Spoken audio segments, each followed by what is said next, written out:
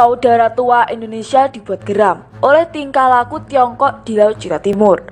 Tak bisa diterima.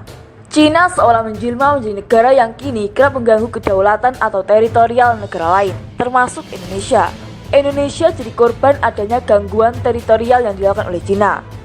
Gangguan yang dilakukan oleh Cina di teritorial Indonesia tak main-main. Pihak Cina menganggap bila ZEE Indonesia di Laut Natuna Utara merupakan bagian dari teritorial Tiongkok. Klaim Cina di teritorial ZEE Indonesia di Laut Natuna Utara didasarkan pada apa yang disebut Naik Daslin. Naik Daslin menjadi ujung tombak Cina dalam menancapkan klaimnya di Laut Cina Selatan, atau dikenal juga Laut Natuna Utara. Adanya teritorial ZEE Indonesia di Laut Natuna Utara yang diklaim Cina terlihat sangat jelas dalam peta mereka. Dalam peta yang diakui secara sepihak oleh pemerintah Cina, menunjukkan luasnya cakupan Naik Daslin hingga menyentuh bibir teritorial Indonesia di Laut Natuna Utara. Nyaris bagian ZEE Indonesia di Laut Natuna Utara dicaplok oleh Naik Daslin Cina. Keinginan Cina untuk menguasai Naik Daslin dengan mencaplok teritorial Indonesia terlihat sangat serius dalam berbahaya. Lantaran pihak Cina kerap kali mengirimkan berbagai unsur negara itu ke ZEE Indonesia di Laut Natuna Utara. Berbagai unsur Cina yang kerap merambat Laut Natuna Utara seperti kapal penjaga pantai, kapal survei hingga nelayan Tiongkok. Soal nelayan Tiongkok bahkan kedapatan kerap kali mencuri ikan di teritorial Indonesia. Ini tentunya sangat merugikan bagi Indonesia. Namun, pihak Cina menolak tudingan bahwa nelayan negaranya mencuri ikan. Karena menurut Tiongkok, itu merupakan teritorial Naik Daslin. Kapal-kapal nelayan Cina tidak menunjukkan kelemahan. Lagi pula kita memancing di perairan kita sendiri. Dan tidak ada yang namanya illegal fishing seperti yang dianjurkan oleh Indonesia. Oleh karena itu, kita juga berjuang untuk itu. Ketika kapal penjaga pantai terbesar di Indonesia menekan kapal nelayan Cina, Cina segera mengirim kapal penjaga pantai tambahan 5.302 dan 2.169 kapal untuk bergabung dalam operasi perlindungan penangkapan ikan. Indonesia meminta Cina untuk menerapkan UNCLOS dalam polemik di Laut Natuna Utara, karena UNCLOS sudah dengan jelas mengatur mengenai hal itu.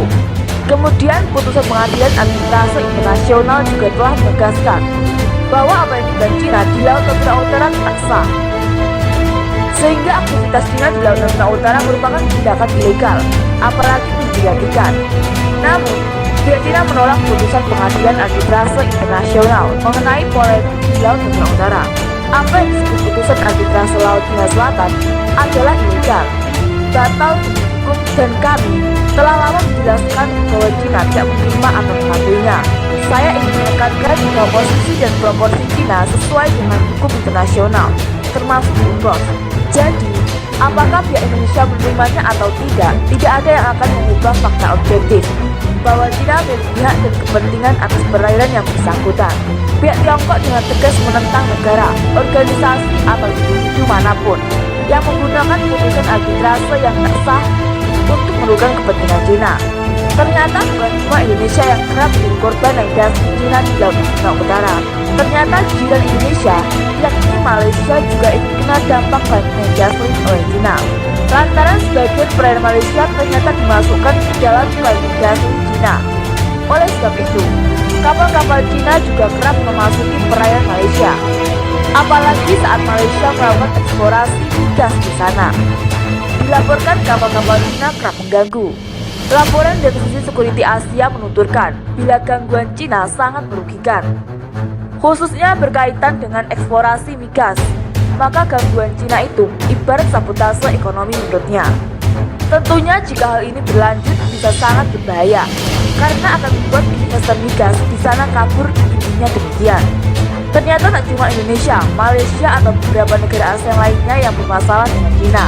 Nyatanya saudara tua Indonesia yang Jepang juga merasakan hal serupa, meskipun konteksnya tentu bukan di Laut Natuna Utara.